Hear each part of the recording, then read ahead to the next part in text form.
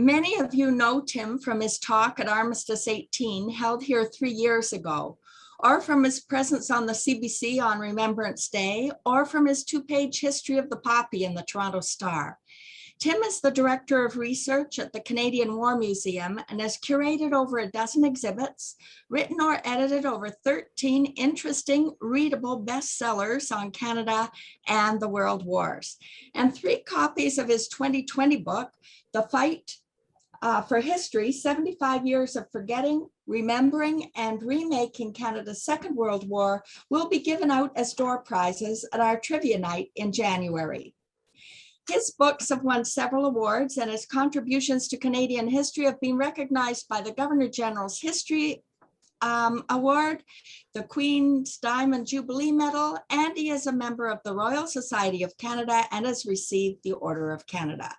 During the pandemic, Tim has continued to work on museum exhibits, has written another book, and without hesitation agreed to speak to us this evening on the battles of Seaforth, a part of our history that is known by very few Canadians. Tim? Thanks, Leona, and thanks to everyone. It's great to be here, if virtually or in the digital form. Leona, I remember meeting you 3 years ago, I guess it was, in Cobourg, and speaking to about 300 people, I think it was, in that wonderful hall. Of course, I'd been to Cobourg several times in the past, not the least with my book on Sir Arthur Currie and the famous or infamous trial of 1928, which became a book, The Madman and the Butcher. Anyways, it's great to be here with you, and I'd like to just thank all the people at the History Society who have worked hard to make this happen. Leona, who reached out to me some time ago, but everyone else as well. So thanks very much. And these history societies are so important, I think, to our communities, big, medium, and small. They help to keep the stories alive, and they are our stories. And Leona talked about my book, my most recent one, and it looks at the memory of the Second World War, and it comes to some hard conclusions there that we didn't do a very good job in telling our history and our stories. I think we've done a better job over the last 20 or 25 years, but it's come at a time when most of our veterans have passed away. So I'm really pleased to be able to speak to you tonight and to have a question period. And I gather Brian says there'll be a little social afterwards, which sounds wonderful as well. Some of you will know, of course, that today is the 80th anniversary of the attack on Pearl Harbor. December 7th, 1941, a date which will live in infamy.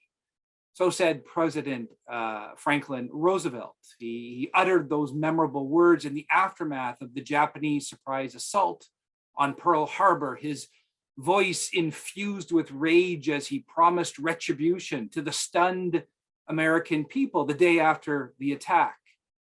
The burning warships and the over 2,400 slain Americans are forever imprinted in our mind's eye from 80 years ago today.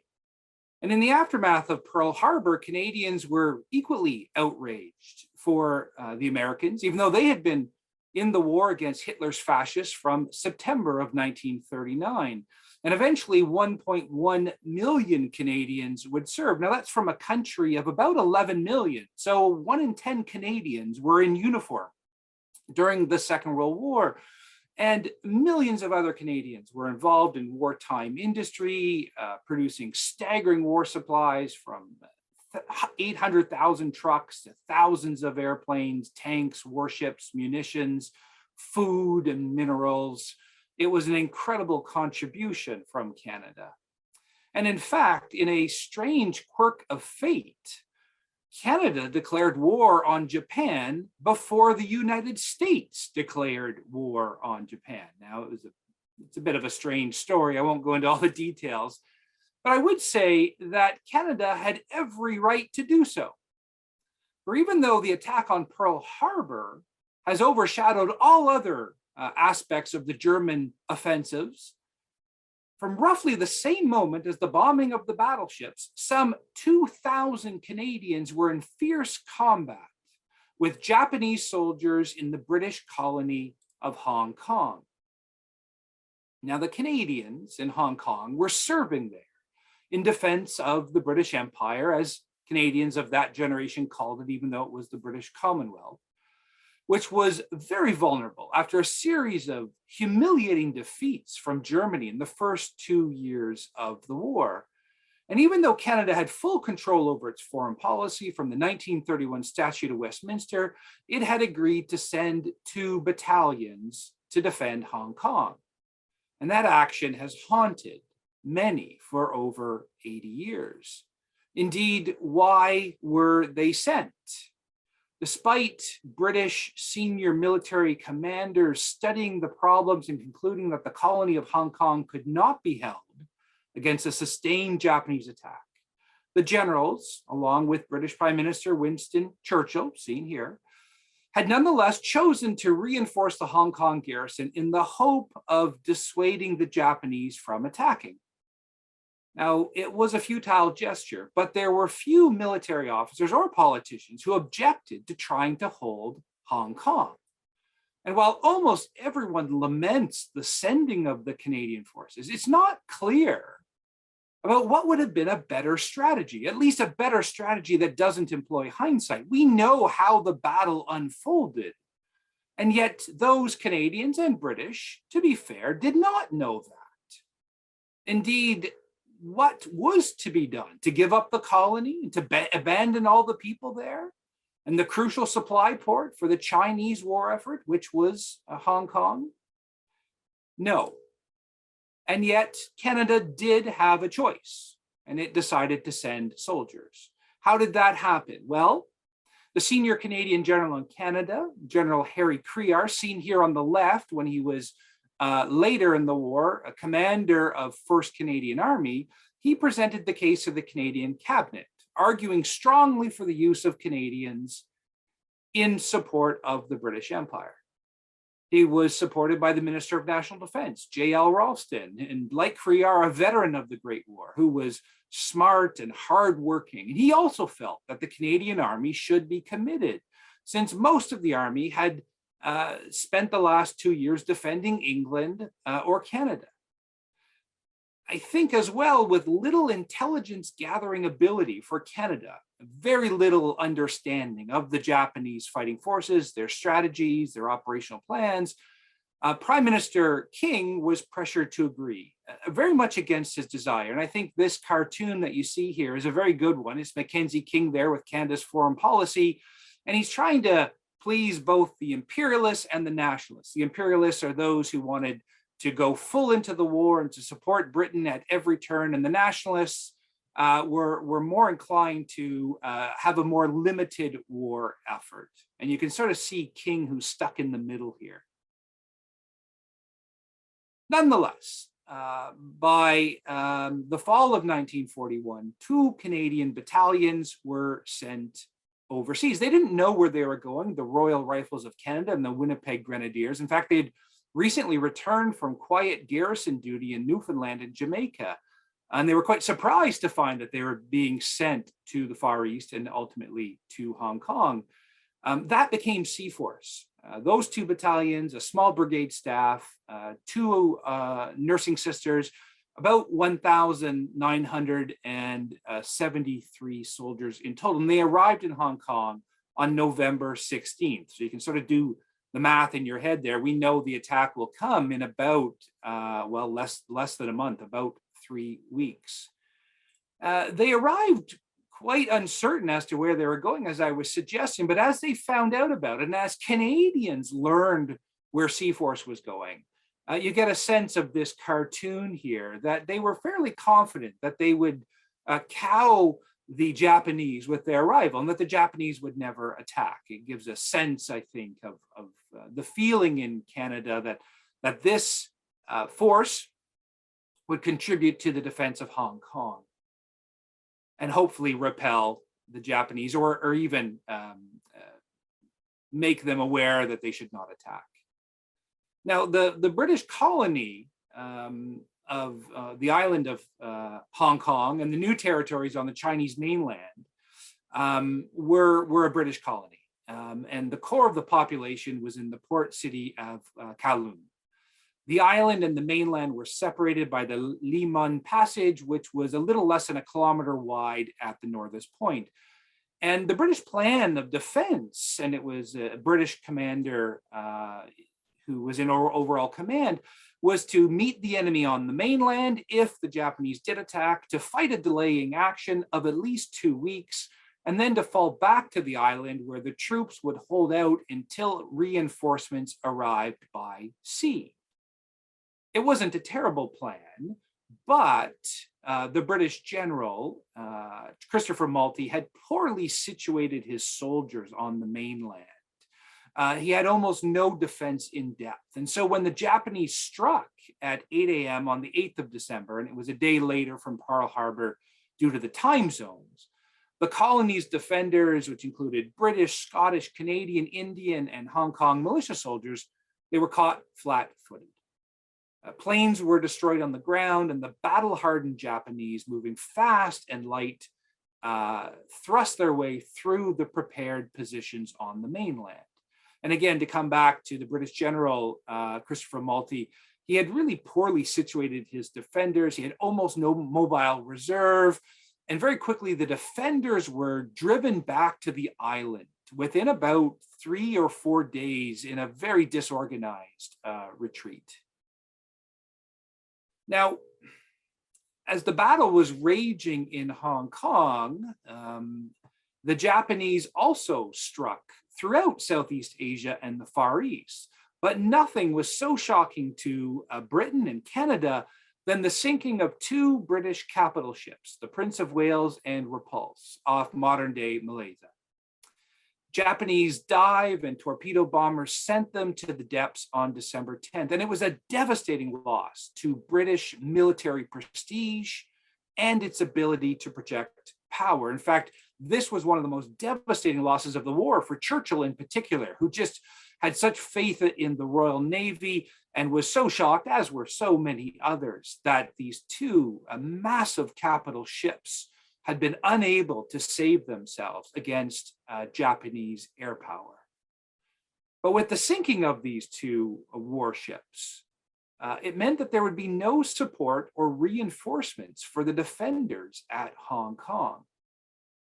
Now, the defenders, by about the 13th, 14th, 15th, had moved back onto the island, and they were digging in there and preparing for the massive Japanese assault that they knew would fall on them. And they could see the Japanese soldiers who were firing the overcrowded city across the water, terrorizing the civilians, murdering and raping and pillaging with absolute abandon.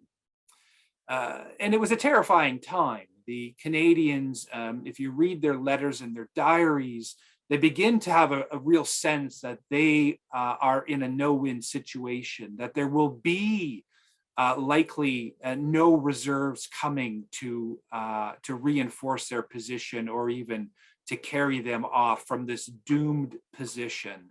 And nonetheless, they prepared for the battle that they knew would come. Again, the British General Maltby, in my opinion, showed a tremendous ineptitude in his defense of the island. He divided his forces throughout the sectors. There was, again, almost no central reserve to launch counterattacks. The Canadians had very few jeeps and to move quickly. And he didn't guard the water supplies, which was the key to any prolonged defense. There were a number of water towers, which he gave up very early in the battle, which ultimately doomed the defenders. And so when the Japanese attacked across the water on the 18th of December, they did so at night. They did so bravely and very skillfully, coming across in many small boats. And they broke through the northern positions where Indian soldiers were garrisoned. They overwhelmed the Indian soldiers, and though the Indians fought very hard, but they also came across at the most predictable place of attack. And it does not take a military genius to realize that that Maltby, the general, should have been strengthening those forward positions, or at least moving his reserves forward in anticipation of the battle. He failed there, as he would throughout the campaign. And really from the 18th or the early 19th, it was a chaotic dogfight, with the two Canadian battalions thrown into attack, defense, and counterattack.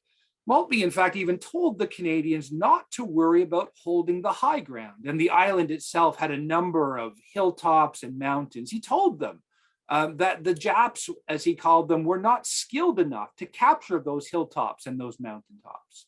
Well, that, of course, was nonsense. The Japanese soldiers were battle hardened from many years of war against China from 1937, and they predictably grabbed the high ground.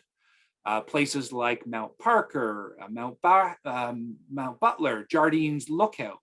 These were all captured by the Japanese early in the battle, where they held significant advantages in launching attacks, situating mortar fire, and defending against the Allied counterattacks, which often came from the Canadians. One Canadian, writing in his diary, Corporal George Blackie Varro, a signaler with the Royal Rifles, wrote on the 19th of the desperate fighting. He wrote this: "The situation is getting worse. Their machine guns are spitting deadly bullets, more bombs, more airplanes. We are trapped like rats. We can't escape. We've been told that the Japs don't take prisoners. What a way to die."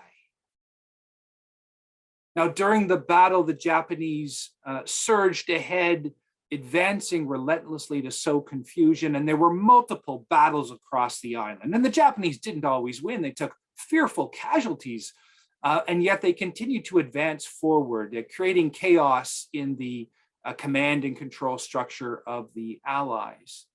There were multiple battles, and again, I've written 3 books on the Second World War, my trilogy.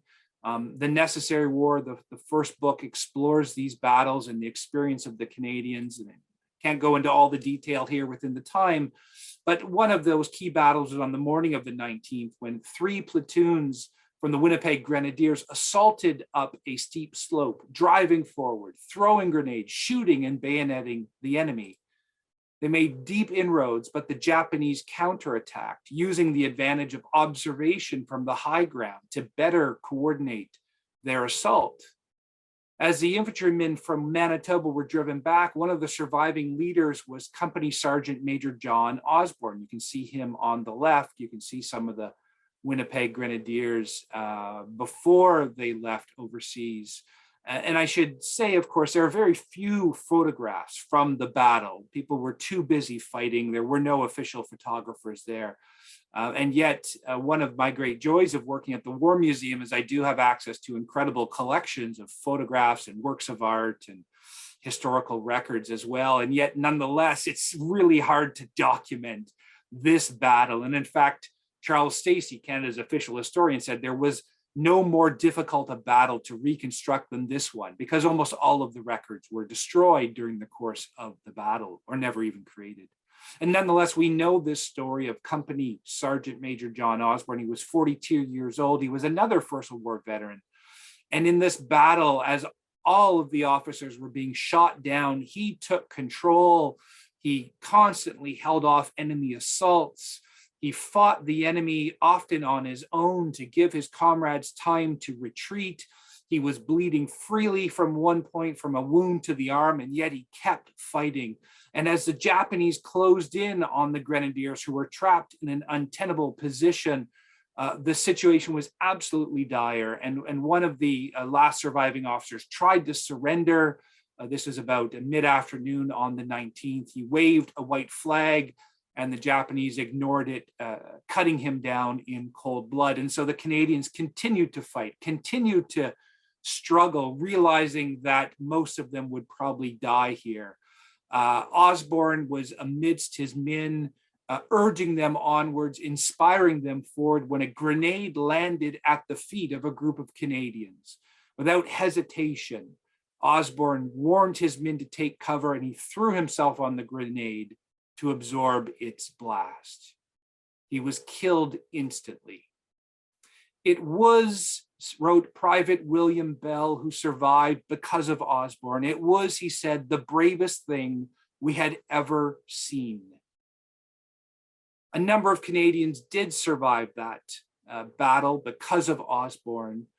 They were captured, and Osborne's body was lost on the battlefield, never recovered. For his courage and leadership, he was awarded the Victoria Cross, the British Commonwealth's highest award for gallantry, and the first for Canada during the Second World War. And you can see his medal set here. The Victoria Cross is on my far left, but with the purple ribbon, and it is held at the Canadian War Museum, where it's on permanent display. There was another week of intense combat, and though the written record for the battle of this period is sparse, when the Japanese commanders recorded strong opposition, fierce fighting, and heavy casualties to their own soldiers, they were frequently referring to the fighting against the Canadians. And nonetheless, the doomed Allies surrendered on Christmas morning, 1941. The Japanese soldiers had won a significant victory, but they dishonored themselves in its aftermath as Japanese soldiers executed wounded soldiers and raped civilian women on the island. I cannot bring myself to write about what happened between the 18th and the 25th, recounted Canadian Private T.S. Forsyth. All I can say is I saw too many brave men die. Some of my best friends died beside me. It's hard to put it into words. Numbers perhaps provided some evidence of the savagery of the fighting. There were 290 Canadians killed, 493 were wounded. All who survived were captured. The battle was over, and the survivors of C-Force were marched off to fight in a new battle for survival as they faced 4 years of unspeakable horror in prisoner of war camps. The Japanese were sadistic captors, and over the next 4 years, their prisoners faced starvation, beatings, and execution. Canadian prisoners were forced into barbed wire enclosed camps in Hong Kong, at North Point or Shamshupo, and later a group was sent to Japan as slave laborers. In the camps, the Canadians adjusted to a new life of brutality and repression. The Japanese guards humiliated the prisoners at every turn. Canadians were smashed with rifle butts, beaten with sticks, kicked and punched for the slightest infractions. There are no Canadian photographs that I know of these brutal events, but this print captures the beatings. It was made by a lieutenant in the Hong Kong Volunteer Defense Force, and it gives a sense of a prisoner being savagely beaten as he has to stand there and simply take it. And this happened day after day after day to all of the prisoners. To further break the will of the Canadians and others, the Japanese overlords systematically starved the prisoners. The Allied prisoners subsided on inhumane portions of rice, rotten meat, fish heads, and eventually desperate men were forced to eat grass, bugs, and even maggots. In such conditions, as we see here with these 2 Australian prisoners, there were dramatic weight loss, as once healthy Canadians were reduced to gaunt scarecrows. The prisoners, wrote Canadian Leo Berard, appeared as if some vampire had sucked all the blood from them, with the dead blue skin and eyes with a deep, distant look. Another Canadian, Sergeant Lance Ross, kept a secret diary through much of his ordeal in the camps. On February 18, 1942, he wrote, "I believe we are going to starve to death." Men in fragile health succumbed to the mistreatment and the malnutrition and soon the diseases. Dysentery was a great killer in the fetid conditions. The lack of vitamins from the gruel-like meals led to beriberi, with prisoners seeing their bodies retain fluid and swell up to grotesque sizes, while others suffered a burning sensation in their feet. Teeth fell out of decaying gums. Bodies were covered in weeping sores.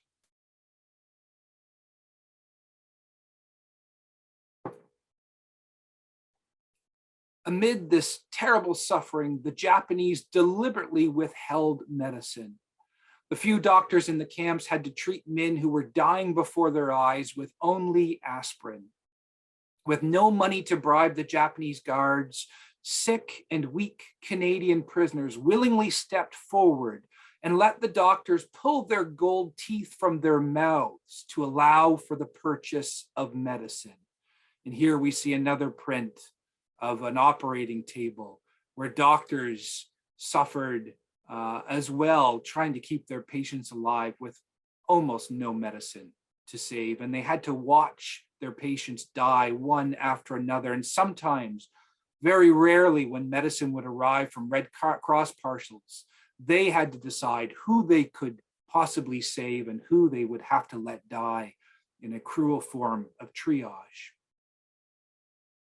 Amid these conditions, despite being hopelessly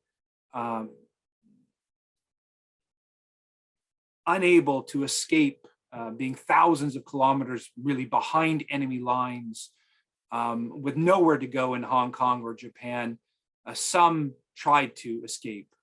One of them was Sergeant John Oliver Payne of the Winnipeg Grenadiers. He was a 23-year-old from Fort Rouge, Manitoba. He escaped with 4 comrades, but was caught in the late summer of 1942. Before Payne and his comrades were murdered, Japanese military soldiers bound their bodies with barbed wire and beat them to a pulp with bats. And this is an image here of an Australian soldier who tried to escape and was caught and was executed. And yet, the will to survive was strong. Prisoners played sports when they had the energy, usually for a few days after the periodic Red Cross packages arrived full of sweets. There were debating clubs, even theater shows. Men with artistic talents painted and taught others how to do so, often with material scrounged from around the camp. And this is a painting from William Allister, who was from Montreal before the war.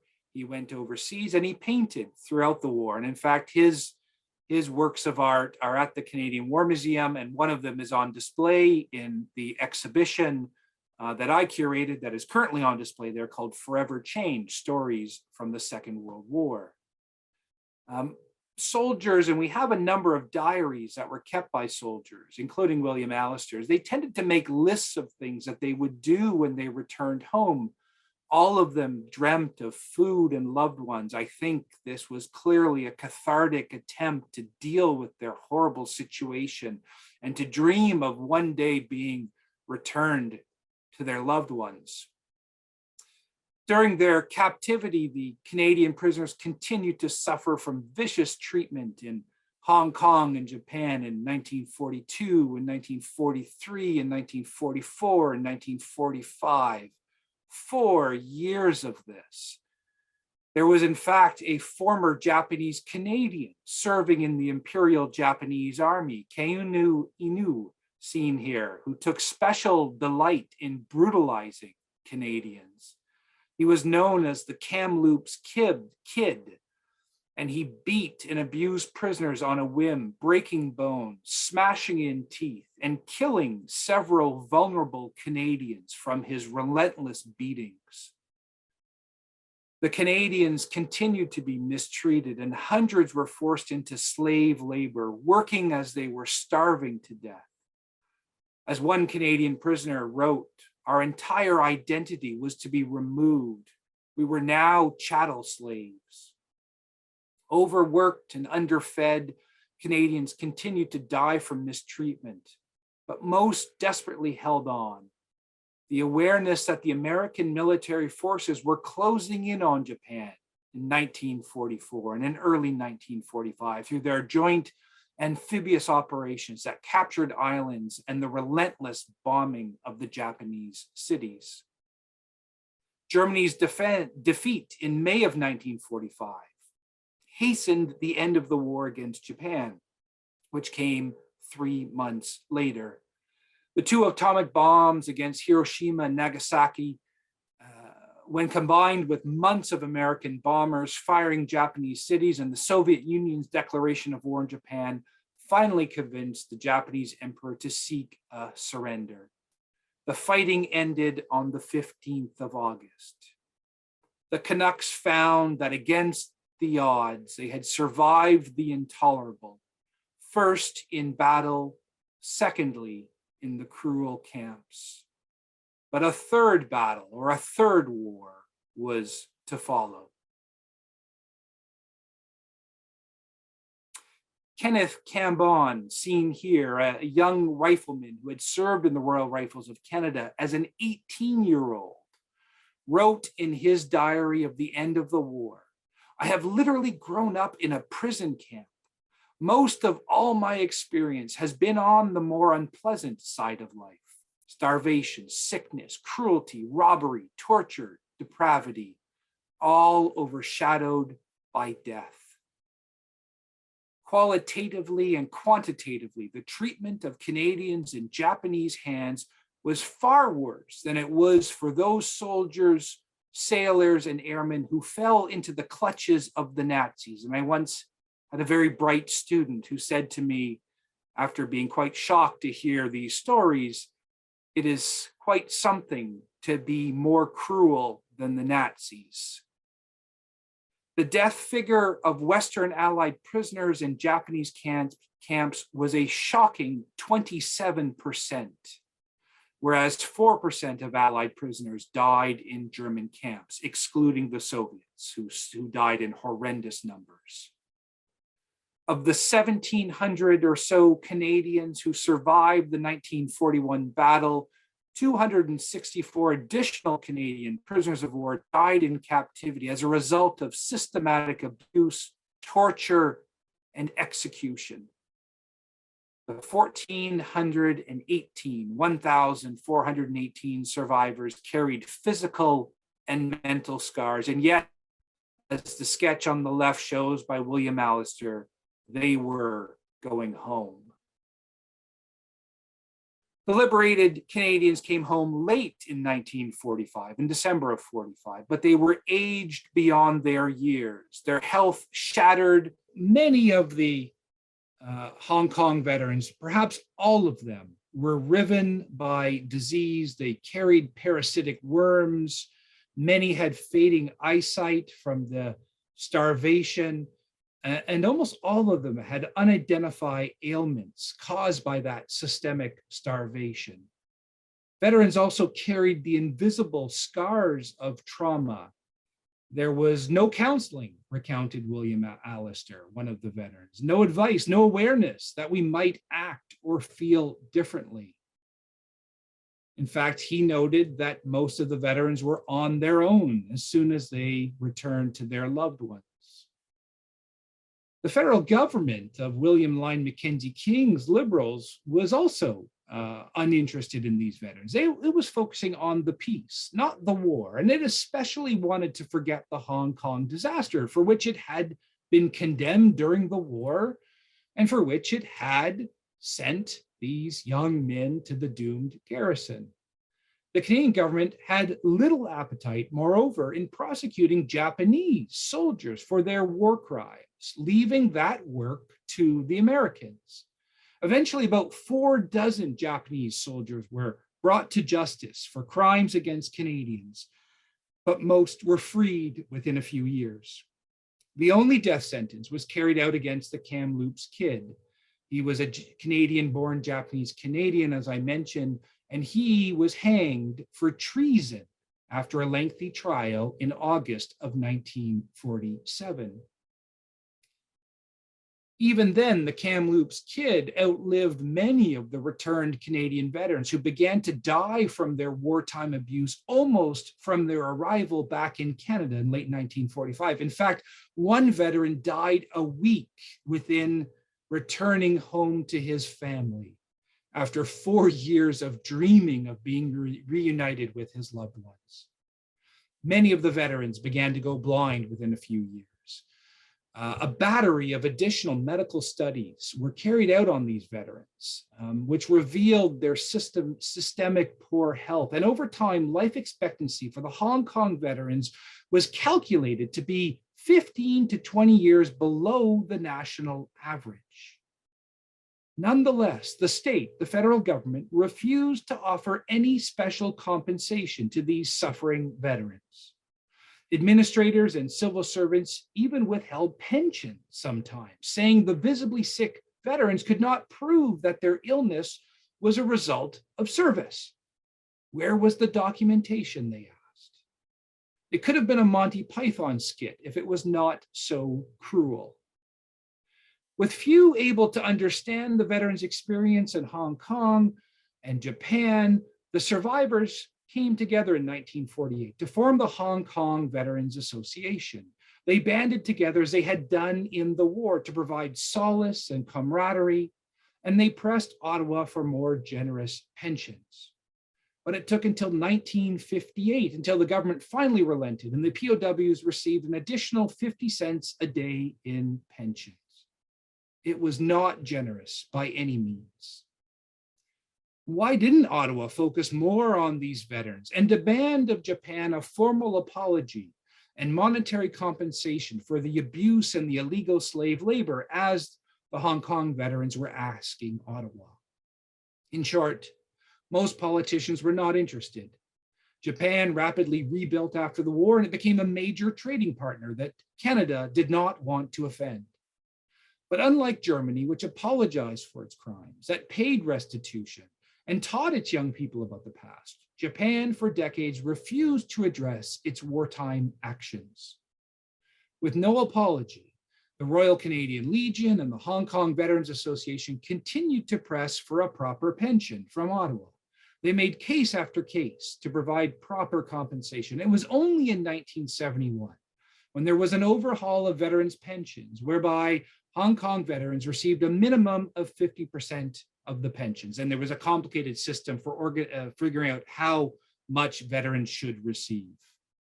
That was raised 5 years later in 1976, enough for many of the sick veterans to not live below the poverty line, where many of them had been condemned before that time.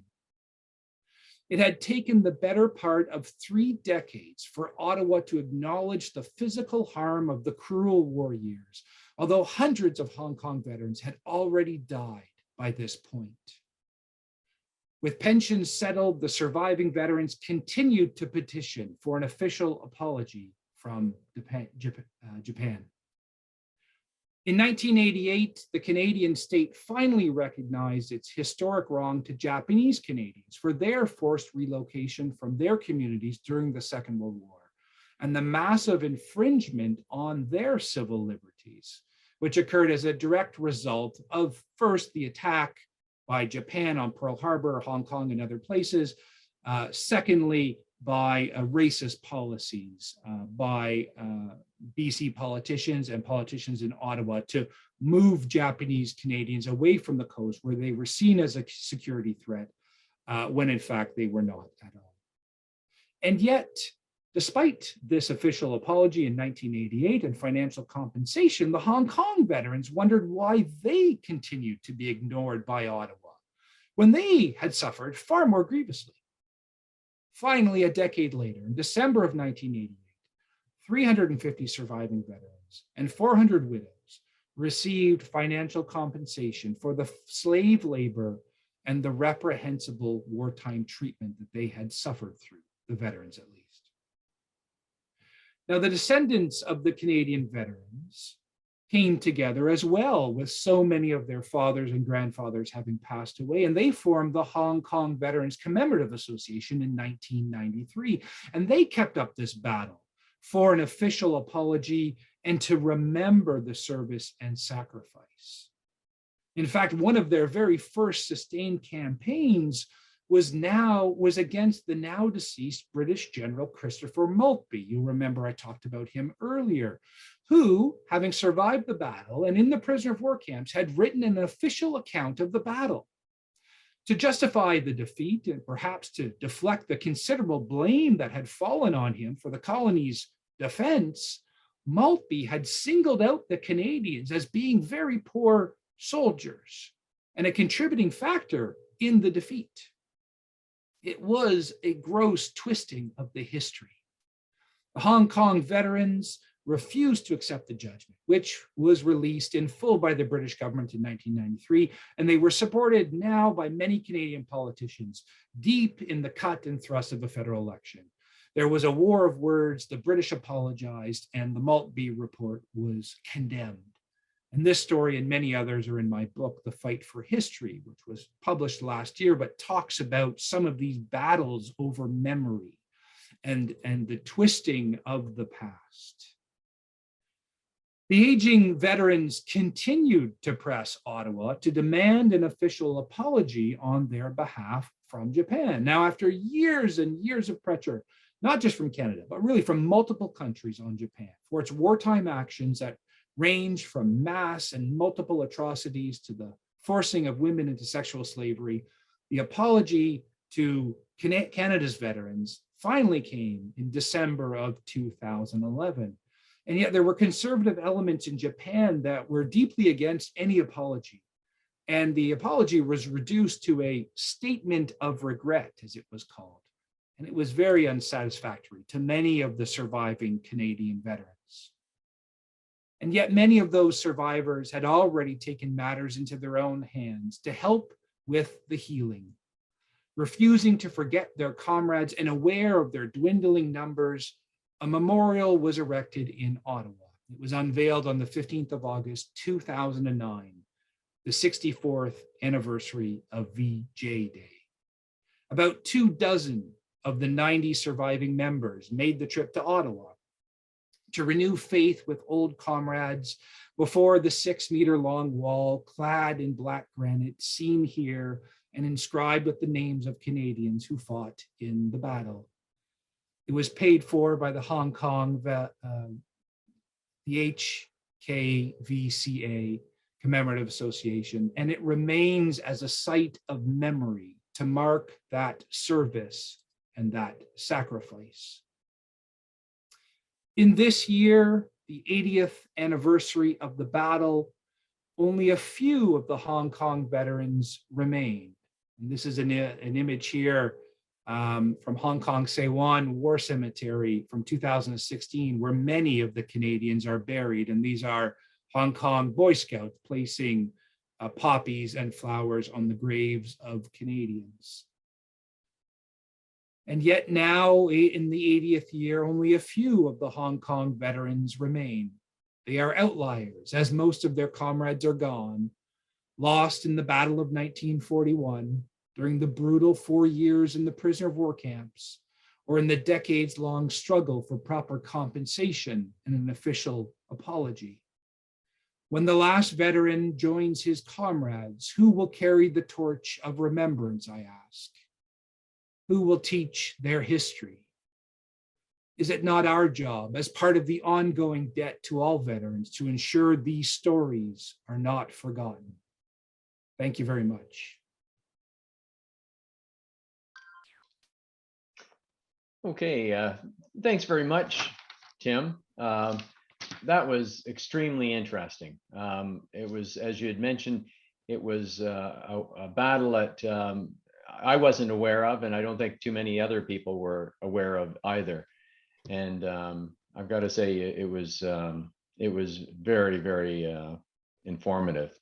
Well, I'll ask the attendees if they have any questions, if they can type in their questions at the bottom of your screen under Q&A, and we can read off the questions. Well, I'll start it off, Tim. Whereabouts is the memorial in Ottawa? I lived in Ottawa for 15 years and yeah, would be interested in attending. Yeah, it's tucked away a little bit by the Ottawa River to the east of the Parliament buildings, maybe 1.5 kilometers or so. And it's a powerful site and worth visiting, I think, the next time people are in Ottawa, and there is usually a small ceremony there on VJ Day, the 15th of August, and that too is worth attending. And I think it's one of the few battle memorials in Canada that marks an overseas battle in this case. And I think we could do with more of these. And my book, The Fight for History, explores some of those ideas of our failure to properly mark Canada's Second World War and battles like this and the experience of Canadians, and that it is an important part of our shared history. Okay, thanks very much. I see Gail Angel says the wall is at the corner of King Edward and Sussex. Let's see here. The question here, the brutality was astonishing. Anyone researched the psychology of why? The psychology of why the Japanese treated the Allied prisoners so reprehensibly. There have been studies, and part of it is the culture of Japan with a warrior military ethos and culture where they viewed surrender as a great dishonor, and so that they justified that in treating prisoners in such a horrible way. And yet that surely can't be a justification for this horrific treatment, which was meted out to Canadians and all Allied soldiers, and in fact, civilians as well. It's a forgotten story, but there were many Canadians who were swept up in the war, and civilians, missionaries, teachers, and others who were placed in really horrific civilian prisoner of war camps where they struggled for survival as well. Okay. I've got a comment, just a comment. Thank you, Tim. It was excellent. Here's a comment. How many veterans of this battle still survive? I don't know, but I did hear Gail's name there, and Gail is daughter of a Canadian veteran.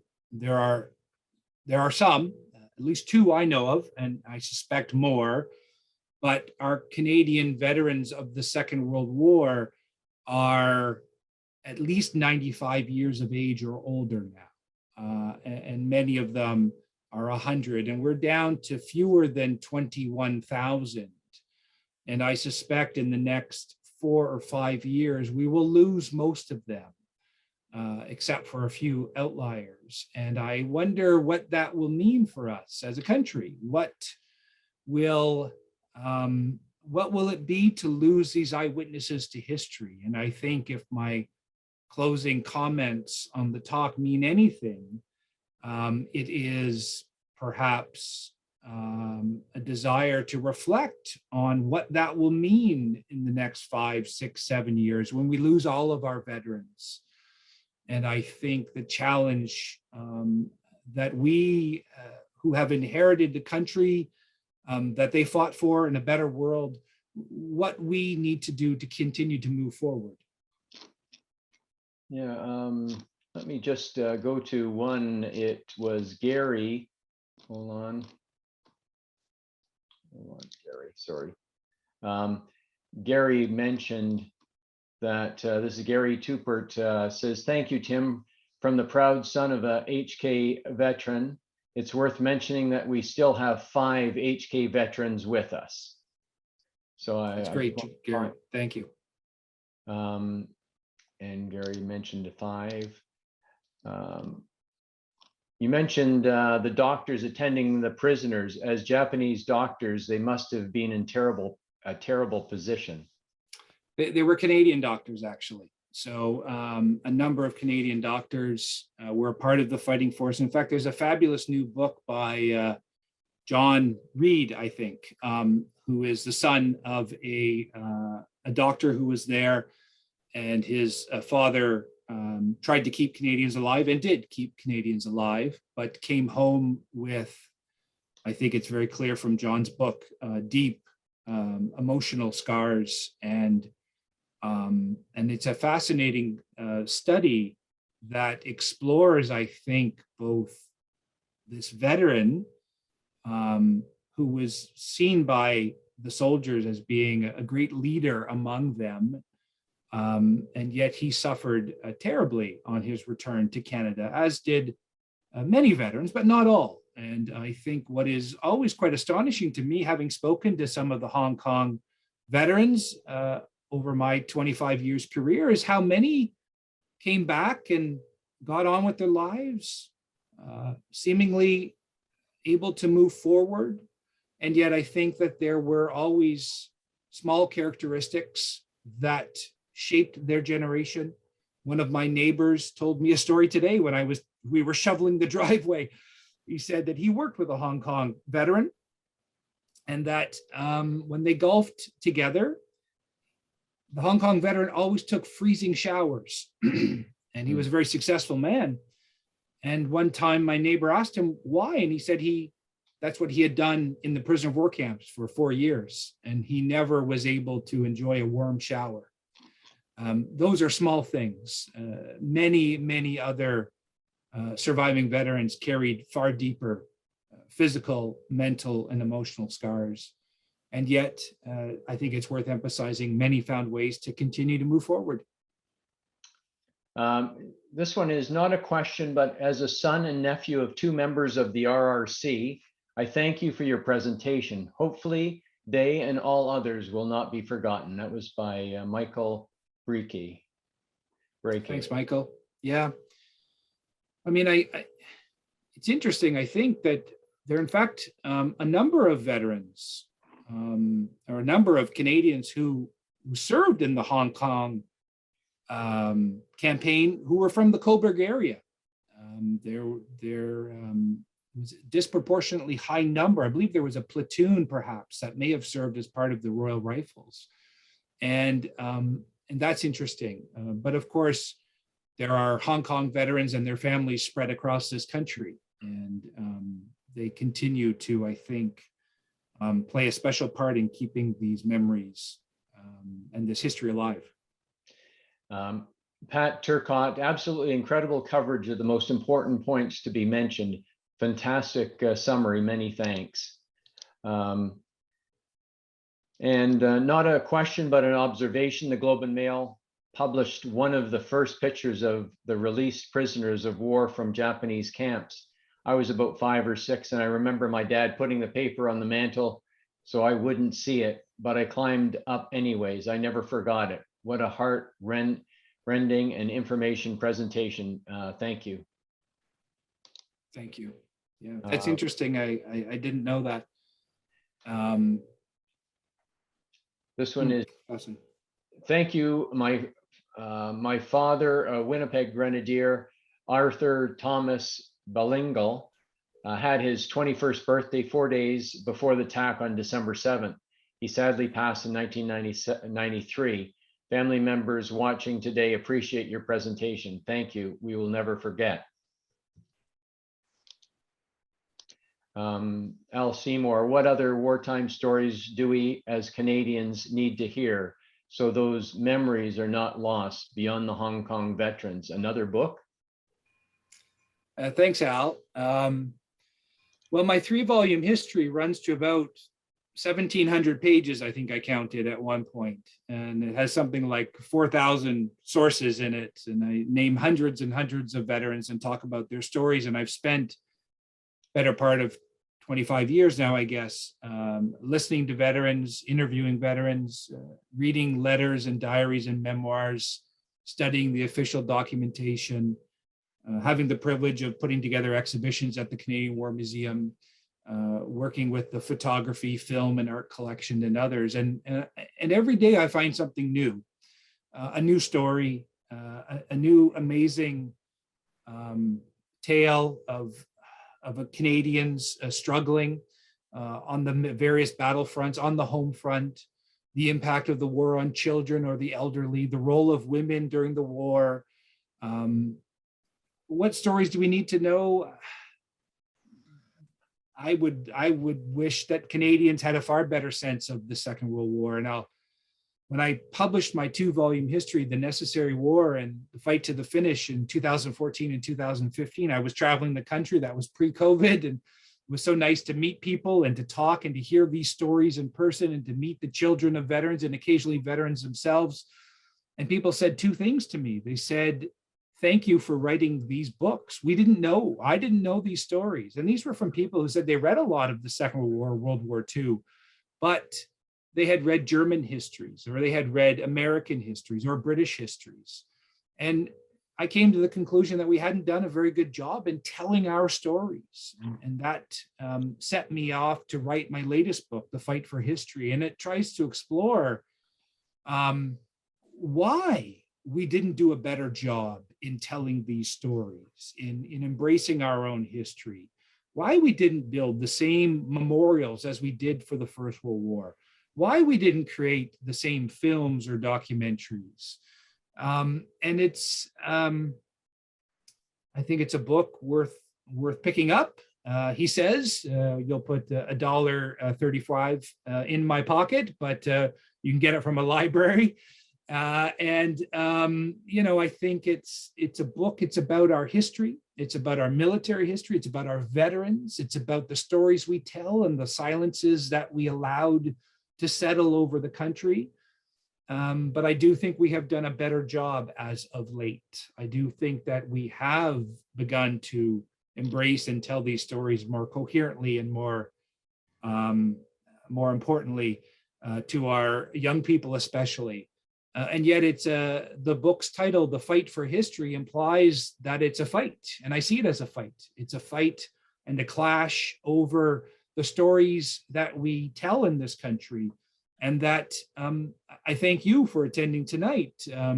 Just this small little bit, I think, is a part of that struggle, not in a pugilistic way, but maybe a struggle against apathy, a struggle against the silencing, a struggle or a fight to demand that our stories be told. And I think that's an important part of who we are as Canadians. Just an update, Tim, there are now 4 HK veterans left. The last Winnipeg Grenadier was George Peterson. He died recently. That was from Pat Turcotte. Bruce Parker, why were the Canadian contingent vehicles diverted to American forces? Well, the story of the Canadian vehicles is a sad story of Canadian ineptness and bad planning. They were sent on a different ship from the 2 Canadian battalions or Sea Force that traveled, and they never arrived. They didn't arrive in time for the battle. And so it was a huge failure, I suppose you'd call it, of logistics. And they were eventually diverted to Americans and other forces because the battle had already been lost. Okay. Let's see. One other one here. Did it have a big impact on the battle? I'm not too sure what the big impact, but go ahead. Is that Bruce Parker? That might be the logistics or the vehicles. Mm-hmm. Hong Kong, the defense of the mainland, I don't think vehicles would have helped much. The terrain was very rough. The Japanese were moving fast and light in a form of blitzkrieg, in effect, without air power and armored vehicles, but really fast-moving, penetrating infantry. I'm not sure it would have helped. I think it would have helped on the island and certainly moving reserves forward and allowing for a more robust defense. But, Jeeps don't win battles. And I think that we have to acknowledge that the Japanese fought very effectively and skillfully. And ultimately, I think they were fighting on the offensive and driving forward, while the Allied defenses were always fighting on the defensive and trying to react to those thrusting battles that lasted for about a week. And I think part of the problem was Maltby, but we can't simply put it all on his shoulders. The Japanese fought well, and the Japanese were winning everywhere. That is worth thinking about as well. The fall of Singapore in February of 1942 was an absolutely shocking defeat for the British, and as were many other defeats, as in the Americans in the Philippines and places like that. So the Japanese were well prepared for this war, partially having been fighting China for some time. And yet, in terms of grand strategy, like the Germans, I suppose, if they had ended the war, figured out a way to end the war very quickly, they would have been able to have kept some of their gains. But that was not the nature of these fascist forces, the Nazis in Germany, or the military fascist forces that really controlled Japan. What happened to the inept commander? Maltby. I'm not entirely sure. He returned to Britain, and his report, which is interesting, which he wrote in the prisoner of war camps, which is filled with bitter, accusations. He was desperate to publish that in 1946, if I remember correctly. Maybe it's 1947.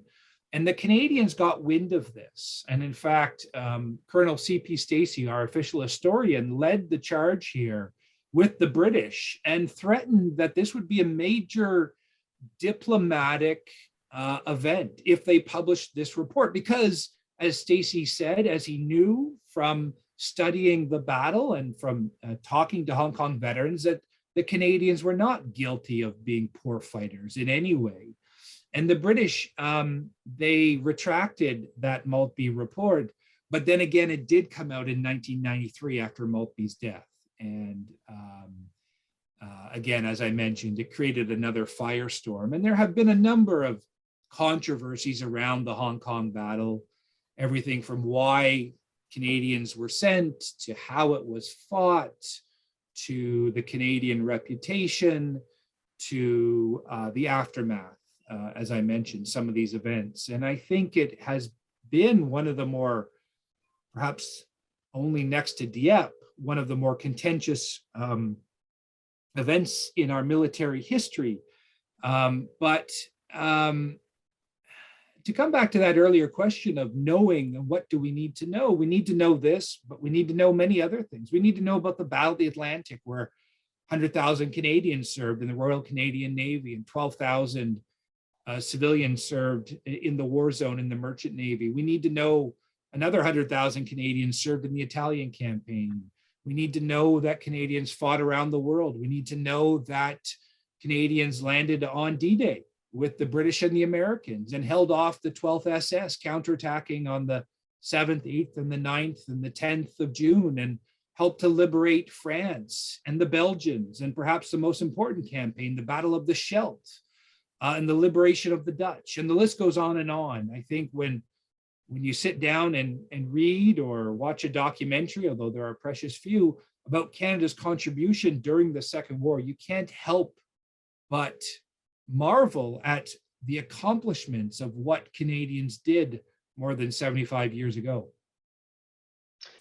Thanks, Tim. There's a question or comment here. I now know the hell this must have been. I have learned more today, more than my father ever shared. This helps me understand my upbringing. I can let go of some garbage.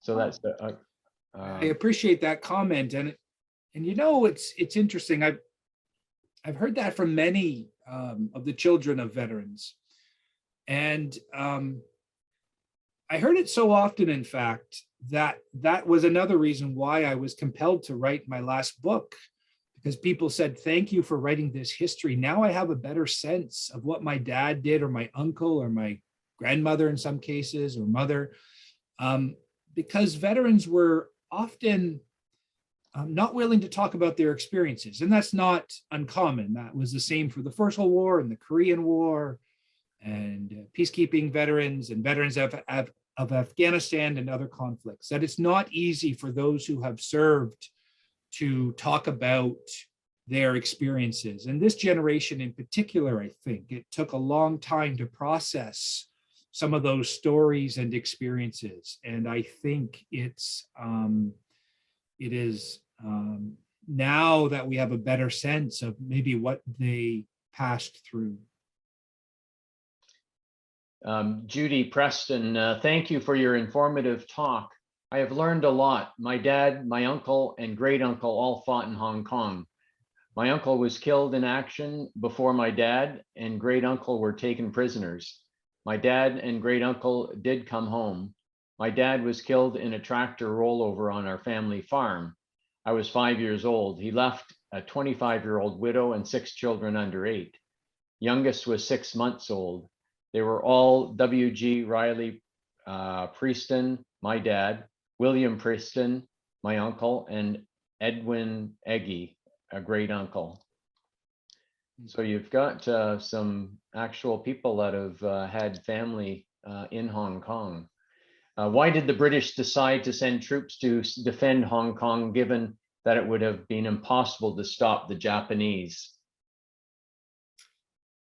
Well, I addressed that a bit in the talk, but I guess to go into more detail, that they hoped that a more robust defense would help to persuade the Japanese that they should not attack. It was the wrong strategic decision. Japan was going to attack. But they also thought that those capital warships and others would be able to rush in and support the garrison if it could hold on. Again, it was a faulty assumption. I think Britain was in a very desperate situation in late 41 or even the summer of 41, or if you think of what they had passed through, the fall of France and the cataclysmic defeat in June of 1940, the Battle of Britain in the summer of 1940, the Blitz that continued on until April, May of 41, defeats around the world for Britain, the U-boat campaign, which was devastating shipping, the war in the desert where they had had some victories, but 41 was a very dark year for them before Montgomery was able to change the direction of that war. So they're in a very desperate place in 41 when they call upon the Canadians. And perhaps Churchill, with his fighting reputation, did not want to lose any more of the empire. And he hoped that this would help to dissuade the Japanese from attacking. They were wrong, of course. But that was the thinking at the time. And I think as historians, or I think as people reading history, we have the advantage of hindsight. We know how it plays out. But I think what we should try to do is try to understand the decisions made in the context of the time and what people knew and what they could have known. That doesn't mean that we give a free pass to everyone saying, oh, they couldn't have known. Maybe this is a case, Jerry, where we should say they really made the wrong call. They should have withdrawn from Hong Kong. They should have abandoned their Chinese allies who were fighting. But that too would have been a fairly radical thing to do. Was there available shipping to pull off the 14,000 soldiers? What about the tens of thousands of other British citizens who were part in Hong Kong? What would have happened to them? And so when you begin to play out some of these scenarios, you don't see a lot of easy options. Would it have been wise for Canada not to send the 2 battalions? For sure. But they did, and there are reasons why they did it. Okay, we'll take one more question here, and then we'll go over to the social. And after this, during the social, anybody that has any further questions, they can, Tim has been kind enough to stick around for that social for a little bit to answer other last minute questions. But is it accurate to say that British Navy were removing their ships from Hong Kong and sending them to Singapore because they knew the island was indefensible? Not that I know of. I don't think there was a great weakening of Hong Kong, but I could stand to be corrected there. I think the understanding was that the attack would come from the land, would come from the mainland. And so one of the challenges, in fact, with the British defenses was that most of the guns were facing outwards to the sea. And in fact, that they were not well prepared for a land assault. And so that became another major problem and a major issue. Okay, one more. Have you read the account written by the American attaché with a question mark? Well, I think, Jim, you'll have to say which account and in what context. Okay, well, maybe that's a good time to cut it off. And Jim, if you want to stick around and ask your question a little bit more in context, as I said, Tim will stick around for a little bit. So at this time, I'd like to call upon Diane Chin to thank the speaker. Diane? Yes, I'm unmuted. Thank you. Tim, this was really quite a revelation for me. As you might notice by my name, I have a Chinese name, and I have a large family of Chinese relatives, all who are from Hong Kong. And I always had wondered why there was such silence and an inability to speak about what had happened during that particular time. And I was met with stony silence because in my naivety as a young person, I love history and I wanted to know about their particular experiences. I related my own father's experience at the Battle of Dieppe, and I really began to wonder why there was such a dislike for Japanese people, for the Japanese, especially during that particular time. But my goodness, now I do understand. So thank you so much for explaining it well. I'm very ashamed of the Canadian government of the time and how they treated the veterans.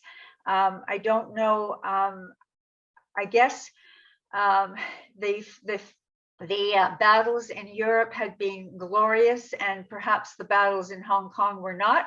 And so hence there was a tendency to not want to speak of that. But I'm glad that it finally, I mean, it took until the 1990s for some recognition. And I really feel for those of you who are here this evening who are children of the veterans of Hong Kong, I feel for the pain that your family must have gone through. And thank you, Tim. Thank you for writing the books. Thank you for bringing this history.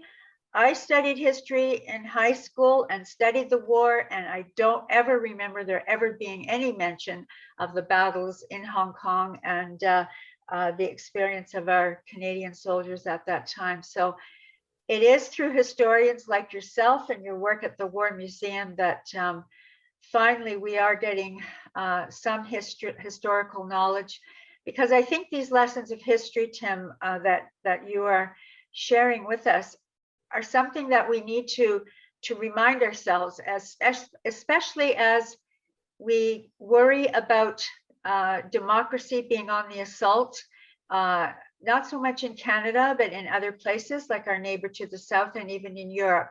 And these lessons from history and from war and from writers like yourself are so important to be taught. And so we need them in the printed word or digital word, as may now be today, so that future generations will learn of these. And certainly as a former educator, I certainly will be continuing to encourage my friends who are still in education that we need more history. We don't need to be cutting history to teach computer studies. Yes, that's important, but kids learn that on their own almost. We need to teach them about the past so that we will not make the same mistakes going forward. So thank you for being a part of that. And sorry I went on for so long, but this evening's talk really has filled me with all kinds of thoughts. So thank you. Thank you. Thanks very much, Diane. And that closes off the formal presentation for this evening. I'm going to stop the recording.